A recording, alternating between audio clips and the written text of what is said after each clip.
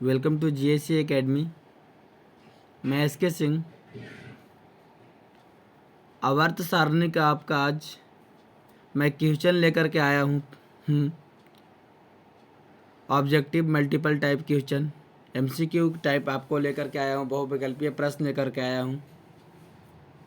तो चलिए मेरे प्यारे साथियों, स्टार्ट करने से पहले मैं फिर से दो बात बता देना चाहता हूँ आपसे कि प्लीज़ दोस्तों, आपसे नम्र निवेदन है कि प्लीज़ आप मेरे को सपोर्ट कीजिए और इस वीडियो को ज़्यादा से ज़्यादा शेयर कीजिए और लाइक कीजिए, और इस चैनल पर अगर नए हो तो सब्सक्राइब करना ना भूलें। इस बड़े छोटे भाई को आगे आप ज़रूर बढ़ाइए कि आपसे नम्र निवेदन है, ठीक है। तो चलिए हम स्टार्ट करते हैं। आपको मल्टीपल टाइप क्वेश्चन, ठीक है, जो परीक्षा में आने की प्रबल संभावना रहती है। तो चलिए देर न करते हुए स्टार्ट करते हैं। तो सबसे फर्स्ट सवाल क्या आपके पास क्या है कि आवर्त सारणी में आवर्त, सबसे फर्स्ट सवाल है आवर्त सारणी में आवर्तों की संख्या कितनी है। तो चलिए आपको 5 सेकंड का समय देते हैं, आप आंसर दीजिएगा। Option number A 7, option B 6, option C 9, option D 10। तो आप बताइएगा कि आवर्त सारणी में आवर्तों की संख्या कितनी है। आपको हम पढ़ाए थे आवर्तों की संख्या कितनी है, तो बताइएगा आवर्त सारणी में। तो आवर्त सारणी में आवर्तों की संख्या जो आपका है कितना है, आवर्तों की संख्या कितनी है, 7 है। आवर्तों की संख्या 7 है। सवाल नंबर 2 चलते हैं। आधुनिक आवर्त सारणी में बाईं से दाईं ओर जाने पर परमाणु साइज का आकार। तो आधुनिक आवर्त सारणी में बाईं से दाईं ओर जाने पर परमाणु साइज का आकार ऑप्शन ए बढ़ता है, ऑप्शन बी घटता है, ऑप्शन सी अपरिवर्तित रहता है, ऑप्शन डी इनमें से कोई नहीं।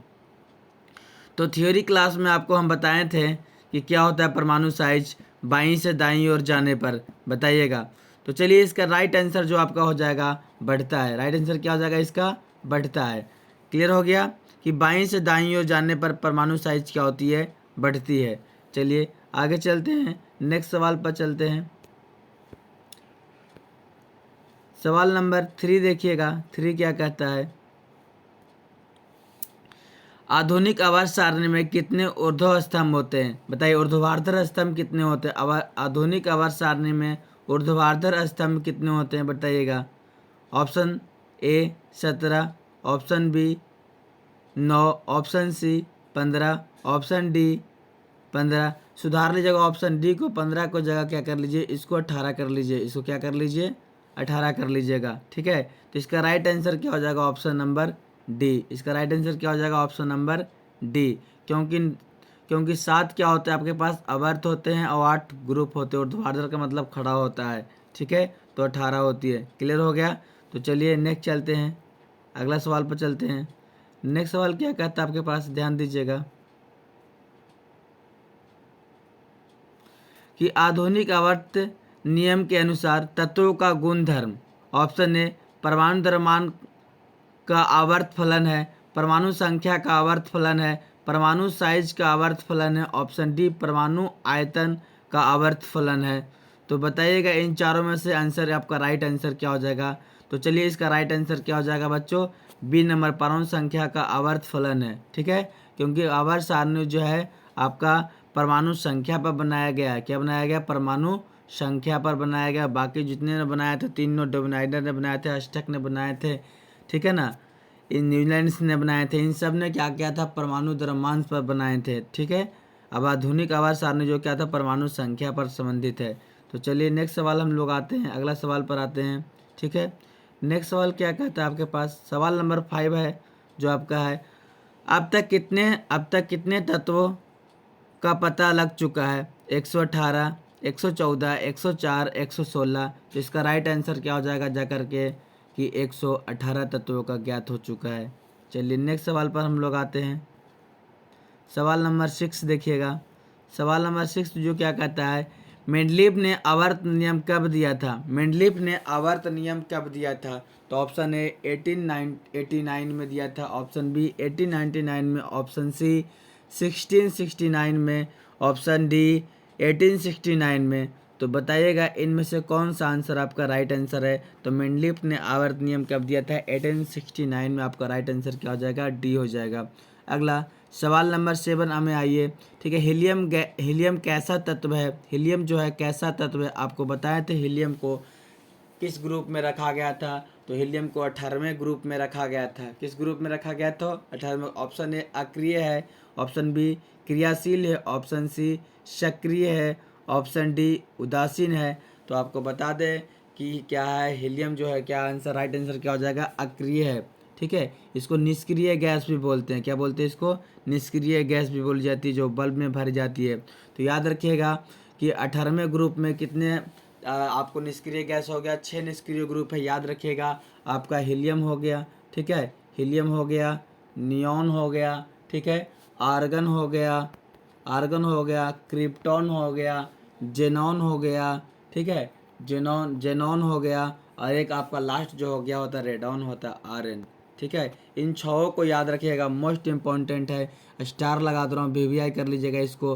पूछेगा ही पूछेगा एग्जाम में, यहाँ से पूछता है सवाल, आपको पक्का 1 नंबर सवाल आएगा कि 18वें ग्रुप में कौन सा तत्व, 18वें ग्रुप में कौन कौन सी निष्क्रिय गैस की संख्या कौन सी है, चाहे इनमें से कौन सी निष्क्रिय गैस नहीं है। 3 को दे देगा आपको, एक किसी को नहीं देगा। ठीक है, तो याद रखिएगा helium, neon, argon, krypton, serial number से याद रखिएगा। हीलियम, नियॉन के बाद आर्गन के बाद, ठीक है, क्रिप्टॉन के बाद जेनॉन के बाद रेनॉन होता है। इन छहों को आप याद रखिएगा। क्लियर हो गया? आशा करता हूँ कि आपको यहाँ तक छप गया दिमाग में। आगे सवाल में चलते हैं। नेक्स्ट सवाल देखिएगा। नेक्स्ट सवाल आपको क्या कहता है कि आवर्त सारणी के किस आवर्त में बाएं से दाएं जाने पर तत्वों की परमाणु त्रिज्या क्या होती है? बताइएगा। आवर्त सारणी के किस आवर्त में बाएं से, अब कहाँ जाना है? बाएं से दाएं जाने पर तत्वों की परमाणु त्रिज्या, ऑप्शन नंबर ए घटती है, ऑप्शन बी पहले घटती है और पुनः बढ़ती है, ऑप्शन सी अपरिवर्तित रहती है, ऑप्शन डी बढ़ती है। तो आपका इसका राइट आंसर क्या हो जाएगा? चलिए बताइए। इसका राइट आंसर क्या हो जाएगा आपका? ऑप्शन नंबर ए घटती है। सवाल नंबर 9, निम्नलिखित में सर्वाधिक विद्युत ऋणात्मकता तत्व कौन है? बताइएगा। एफ से fluorine, option number A, option number B आपका क्या हो जाएगा? हाइड्रोजन, ऑप्शन डी क्या हो जाएगा आपके पास? ठीक है, ऑप्शन नंबर डी क्या हो जाएगा आपके पास? आयोडीन, आई। तो बताइएगा इसमें क्या है? विद्युत ऋणात्मकता तत्व सबसे ज़्यादा कौन सा है? बताइएगा। तो आपका राइट आंसर बताइएगा। आपका राइट आंसर क्या हो जाएगा? ए फ्लोरीन हो जाएगा। आप ये भी बताइएगा हमको कि जो फ्लोरीन है कौन सा ग्रुप का है? बताइएगा कौन से ग्रुप में आता है फ्लोरीन? तो फ्लोरीन आपका कौन सा ग्रुप में आता है? 17वें ग्रुप में आता है। कौन सा ग्रुप में आता है? 17वें ग्रुप का तत्व है फ्लोरीन। कौन सा ग्रुप का है? 17वें ग्रुप का। फ्लोरीन के बाद क्या होता है? क्लोरीन होता है, फिर ब्रोमीन होता है, फिर आयोडीन होता है, फिर एंटीमनी होता है। याद रखिएगा, एंटेनियम होता है। तो 17वें ग्रुप में कौन कौन सा हो गया? पहले फ्लोरीन, क्लोरीन, ब्रोमीन, आयोडीन, ठीक है, फिर 80 से क्या होता है? एस्टीनियम, ठीक है, इन सबको याद रखिएगा। क्लियर हो गया? सवाल नंबर 10 में आते हैं। अष्टक सिद्धांत का प्रतिपादन किसने किया था? तो चलिए ऑप्शन ए क्या है? डोबेनाइनर, न्यूलैंड्स, मेंडलीफ, मोस्ले। तो बताइएगा अष्टक सिद्धांत किसने दिया था? तो इसका राइट आंसर क्या हो जाएगा? ऑप्शन नंबर बी आपको पढ़ा चुके हैं, न्यूलैंड्स। चलिए सवाल नंबर आगे चलते हैं 11।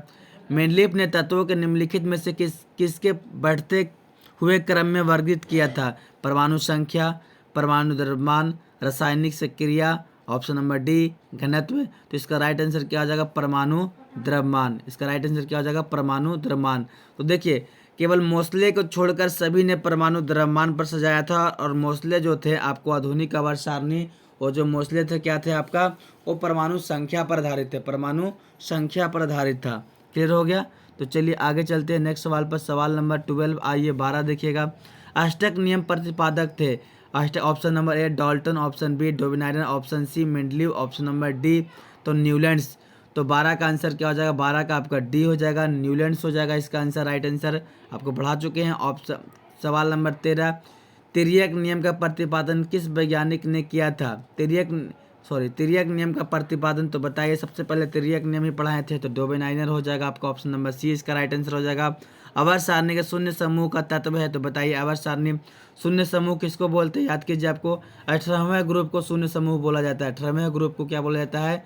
शून्य समूह कहा जाता है। तो आपका आंसर, राइट आंसर क्या हो जाएगा? हीलियम हो जाएगा राइट आंसर आपका। चलिए आगे चलते हैं, नेक्स्ट सवाल पर चलते हैं हम लोग। सवाल नंबर 15 देखते हैं। 15 सवाल क्या कहता है? आवर्त सारणी में कितने वर्ग होते हैं? आवर्त सारणी में कितने वर्ग होते हैं? तो इसका राइट आंसर आपका क्या हो जाएगा बताइएगा। इसका राइट आंसर क्या हो जाएगा ऑप्शन नंबर डी। आपको बता चुका है आवर्त की संख्या कितनी 7 होती है और वर्ग की संख्या कितनी होती है 18 होती है। क्लियर। आधुनिक आवर्त सारणी में तत्वों के वर्गीकरण का आधार क्या था, तो चलिए बताइएगा। बताए थे आप लोग को कि आधुनिक जो था जो परमाणु संख्या पर था और बाकी परमाणु द्रव्यमान पर था। तो इसका आंसर राइट आंसर क्या हो जाएगा परमाणु संख्या, ऑप्शन नंबर डी 16 का डी हो जाएगा। ऑप्शन सवाल नंबर 17, आवर्त सारणी के उद्ग्रह स्तंभों को क्या बोलते हैं बताइएगा। उद्ग्रह स्तंभों को क्या बोलते हैं, चलिए तो उद्ग्रह स्तंभों को बोलते हैं कि आपको जो खड़ा खड़ा लाइनें होती है जिसकी संख्या 18 होती है उसको क्या बोलते हैं वर्ग बोलते हैं। याद हो गया। जिसकी वर्ग की संख्या कितनी होती है 18 होती है। याद रखिए वर्गों की संख्या कितनी है 18। आधुनिक आवर्त सारणी वर्गों की संख्या 18 है। क्लियर हो गया। तो चलिए 18 नंबर सवाल, अक्रिय तत्व कौन है, कार्बन, हीलियम, सोना, हाइड्रोजन। तो चलिए इसका राइट आंसर क्या हो जाएगा हीलियम, जिसको अक्रिय बोलते हैं निष्क्रिय बोलते हैं। हीलियम आपका राइट आंसर हो जाएगा। सवाल नंबर 19 आते हैं। सवाल 19 का सबसे अधिक भस्मी ऑक्साइड क्यों है, सबसे अधिक भस्मी मतलब क्षारीय बोल रहा है बच्चा, क्षारीय कौन सा है। तो K2 option number A, option number B B2O3, option number C SO2, option number D NO2। तो आपका राइट इसका आंसर हो जाएगा K2O। ठीक है ना, पोटेशियम ऑक्साइड।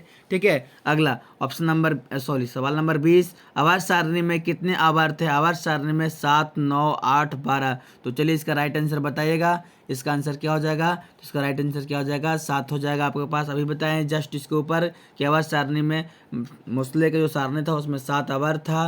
कितने आवर्त हैं 7 आवर्त थे। और वर्ग की संख्या कितनी है, तो वर्ग की संख्या 18 थी, मतलब ग्रुप की संख्या 18 थी। तो चलिए नेक्स्ट सवाल पर हम लोग आते हैं। इसको मोस्ट इंपॉर्टेंट कीजिएगा, आने वाला प्रबल संभावना, इसको भी मोस्ट इंपॉर्टेंट कीजिएगा, सब आने की संभावना रहती है। ये आपको 18 नंबर में इंपॉर्टेंट है। आप बिल्कुल एक नज़र खाली देख लीजिएगा तो दिमाग में आपको छप जाएगा, सवाल एक बार देख लीजिएगा। चलिए नेक्स्ट सवाल पर हम लोग आते हैं। सवाल नंबर 21 पर हम लोग आते हैं। मेंडलीफ ने अपने आवर्त सारणी में तत्वों को सजाया था, बताइए आप मेंडलीफ ने कैसे सजाया था। ऑप्शन नंबर ए क्या है, ऑप्शन नंबर आपके पास ए पढ़ता हूँ, परमाणु संख्या के बढ़ते क्रम में, परमाणु द्रव्यमान के बढ़ते क्रम में, आणविक द्रव्यमान के बढ़ते क्रम में, इनमें से कोई नहीं। तो आपको बता चुके हैं मोस्टली केवल परमाणु संख्या पर, बाकी परमाणु द्रव्यमान पर, आणविक द्रव्यमान के बढ़ते क्रम में। ठीक है। आपका इसका राइट आंसर क्या हो जाएगा, इसका आपका राइट आंसर जो हो जाएगा आपका ऑप्शन नंबर सी हो जाएगा। न्यूलैंड्स का अष्टक नियम किस तत्व पर प्रभावित हुआ, बताइए। न्यूलैंड्स का हम बताए थे, न्यूलैंड्स का जो अष्टक नियम कितना, उसमें 56, उसमें ज्ञात तत्वों की संख्या कितनी थी 56 थी। Option number A calcium, option number B barium, option number C silicon, option number D krypton. तो बताइएगा इसका 22 का राइट आंसर क्या हो जाएगा। इसका 22 का राइट आंसर क्या हो जाएगा आपके पास कैल्शियम हो जाएगा। क्या होगा कैल्शियम तक यहाँ सीमित रह गया था। सवाल नंबर 23, आवर्त सारणी के प्रथम वर्ग के सदस्य हैं। आवर्त सारणी के प्रथम वर्ग के सदस्य कौन सा, अम्लीय धातु है, क्षारीय धातु, अक्रिय गैस है, मिश्र धातु है। तो चलिए इसका राइट आंसर बताइएगा। इसका राइट आंसर क्या हो जाएगा क्षारीय धातु, बता चुके थे आपको। ठीक है, ग्रुप ओ एक बोलते हैं। नेक्स्ट सवाल देखिएगा आपके पास, सवाल नंबर 24 देखिएगा क्या कहता है आपके पास है। सवाल नंबर 24, मेंडलीफ के आवर्त नियम के अनुसार तत्वों के गुण आवर्त फलन होते हैं उनके। ऑप्शन ए परमाणु संख्या के, ऑप्शन बी परमाणु द्रव्यमान के, ऑप्शन सी परमाणु आयतन के, ऑप्शन डी घनत्व के। तो चलिए इसका राइट आंसर बताइएगा। इसका राइट आंसर क्या हो जाएगा आपके पास, इसका राइट आंसर क्या हो जाएगा, तो इसका राइट आंसर परमाणु द्रव्यमान के अनुसार, परमाणु द्रव्यमानों के अनुसार। ठीक है, मेंडलीफ भी क्या थे परमाणु द्रव्यमान, तो आपको बता चुके थे। चलिए बार बार रिपीट हो रहा है सवालों को, तो दिमाग में आपको छपना चाहिए। आशा करता हूँ कि यहाँ तक समझ में आ रहा होगा। तो प्लीज़ दोस्तों अगर समझ में आ रहा है तो like and share and subscribe करना नहीं भूले और दोस्तों के साथ शेयर करना ना भूले। इस योगदान से अपने छोटे से भाई को मदद जरूर करें। सवाल नंबर 25, आधुनिक आवर्त नियम के अनुसार तत्वों के गुण आवर्त फलन होते उनके। ऑप्शन नंबर ए परमाणु द्रव्यमान के, ऑप्शन बी परमाणु संख्या के, ऑप्शन सी परमाणु आकार के, ऑप्शन डी धातुई गुण के। तो इसका राइट आंसर क्या हो जाएगा, इसका राइट आंसर हो जाएगा आपका परमाणु संख्या के। ठीक है, आधुनिक जो था परमाणु संख्या पर था। कौन शून्य वर्ग का तत्व है। Option A Ca calcium, option B R barium, option C He helium, option D Li lithium. तो इसका राइट आंसर क्या हो जाएगा हीलियम, जो शून्य वर्ग का मतलब 18वें ग्रुप का है। इसका आंसर हो जाएगा सी। न्यूलैंड्स का अष्टक नियम कब दिया था, न्यूलैंड्स इसका अष्टक नियम बताइएगा कब दिया था। तो इसका राइट आंसर क्या हो जाएगा 1893, इसका राइट आंसर हो जाएगा ऑप्शन नंबर ए। तो चलिए नेक्स्ट सवाल पर हम लोग चलते हैं। सवाल नंबर 28 कह रहा है क्या कि लिथियम, बेरिलियम, बोरॉन और सोडियम को बढ़ती आयन ऊर्जा के क्रम में व्यवस्थित कीजिए। तो बताइए इसमें से कौन सा बढ़ते क्रम में है। तो आप चलिए इसको राइट आंसर चूज कीजिएगा। आप 1 सेकंड, 4 सेकंड या 5 सेकंड का समय देते हैं, बताइएगा आप लोग। तो इसका राइट आंसर क्या हो जाएगा, ऑप्शन नंबर ए हो जाएगा। ठीक है, सोडियम पहले होगा, उसके बाद क्या लिथियम हो जाएगा, बेरियम होगा, उसके बाद बेरिलियम हो जाएगा। ठीक है, ऑप्शन सवाल नंबर 29, कैल्शियम व परमाणु संख्या क्या है। कैल्शियम का परमाणु संख्या क्या है, बताइएगा। कैल्शियम का परमाणु संख्या क्या है, 20, 15, 17, 18। तो चलिए इसका राइट आंसर क्या हो जाएगा, ऑप्शन नंबर ए 20 हो जाएगा। इसका right answer option number B 20 हो जाएगा। आवर्त सारणी में सवाल नंबर 30, आवर्त सारणी में एक टेढ़ी मेढ़ी रेखा धातुओं को अधातुओं से अलग करते इस रेखा को पर आने वाले तत्व कहलाते हैं। आपको बताया था, जिसको जिग लाइन कहते हैं, जिग जैग लाइन बोलते हैं। तो क्या बोलते हैं इसको मिश्र धातु बोलते हैं। इसको क्या बोलते हैं बच्चों, इसको मिश्र धातु की, उपधातु की, अधातु, बताइएगा इसको क्या बोलते हैं। जिसका राइट आंसर क्या हो जाएगा, ऑप्शन नंबर डी। ठीक है, तो चलिएगा आगे चलते हैं। सवाल नंबर 31, ओजोन के एक अणु में कितने परमाणु हैं। ओजोन के एक अणु में कितने परमाणु हैं, 5, 2, 1, 3, बताइएगा। ओजोन के एक अणु में कितने परमाणु, तो आपके पास इसका आंसर हो जाएगा सी। ठीक है, अगला सवाल, प्राकृतिक में ऑक्सीजन का संतुलन कैसे बना रहता है। तो चलिए इसका आंसर बताइएगा। 4 ऑप्शन दिया हुआ है, चलिए आपको ऊपर बताते हैं कि सवाल बताइएगा आप, इसका आंसर हो जाएगा क्या। तो सिंपल सा आंसर है, प्रकाश संश्लेषण से, और कोई उपाय ही नहीं है। प्राकृतिक में जितना ज़्यादा पेड़ लगाइए, पेड़ पौधा लगाइए, पेड़ को काटने से किसी को रोकिए, कि पेड़ ही हमारा जीवन है। अगर पेड़ ही नहीं रहेगा तो हम नहीं रह पाएंगे। तो पर्यावरण के लिए पेड़ सबसे इम्पोर्टेंट है, पेड़ लगाना जरूर मत भूलिएगा। चलिएगा आगे चलते, सवाल नंबर आगे देखते हैं। सवाल नंबर 33, तिर्यक नियम का प्रतिपादन किसने किया था। तिर्यक नियम किसने किया था, तो आपने डोबेनाइडर ने किया था। आवर्त सारणी में ऊर्ध्वाधर स्तंभ कहलाते हैं, और बताइएगा फिर से ऊर्ध्वाधर स्तंभ किसको बोलते हैं। इसका आंसर राइट क्या हो जाएगा, आपका वर्ग हो जाएगा। ठीक है, आवर्त सारणी में बाएं से दाएं और जाने पर तत्वों में प्रकृति के संबंध में कौन सा कथन सत्य है, बताइएगा कौन सा कथन सत्य हो जाएगा। इसका बताइएगा आपका आंसर। इसका राइट आंसर क्या हो जाएगा, ऑप्शन नंबर डी, इनके ऑक्साइड अधिक अम्लीय हो जाते हैं। 36, आवर्त सारणी में निम्नलिखित आवर्त सारणी में क्षैतिज कतारों कहलाती है, बताइएगा। आवर्त सारणी में क्षैतिज कतार क्या कहलाती है, आपको आवर्त कहलाती है। आवर्त सारणी में चतुर्थ एवं पंचम आवर्त कहलाते हैं। चतुर्थ एवं पंचम आवर्त क्या कहलाते हैं, बताइएगा। इसका आंसर क्या हो जाएगा, तो दीर्घ आवर्त कहलाता है। सिलिकॉन क्या है, धातु है, उपधातु है, बोलिएगा इनमें से क्या है। सिलिकॉन क्या है, आपका सवाल नंबर 38, सिलिकॉन क्या है, बताइएगा। सिलिकॉन क्या है, धातु है, सिलिकॉन क्या है। चलिएगा आगे देखते हैं। सॉरी सिलिकॉन जो आपका याद रखिएगा, ये आपका ये अर्धचालक है। ठीक है ना, सिलिकॉन जो क्या है, अर्धचालक है। ठीक है ना, सिलिकॉन की जो आपका क्या पास है, अर्धचालक है, उपधातु है, अधातु भी नहीं, क्या आपका उपधातु है, याद रखिएगा। क्या है सिलिकॉन, क्या है, उपधातु है। ऑप्शन नंबर सी इसका राइट आंसर हो जाएगा। ऑप्शन नंबर 39, आवर्त सारणी के प्रथम वर्ग के तत्वों को क्या कहा जाता है। ठीक है, आवर्त सारणी के प्रथम वर्ग के तत्वों को क्या कहा जाता है, तो इसका राइट आंसर बताइएगा। तो क्षार धातु हो जाएगा, ऑप्शन नंबर बी। चलिए आगे चलते हैं।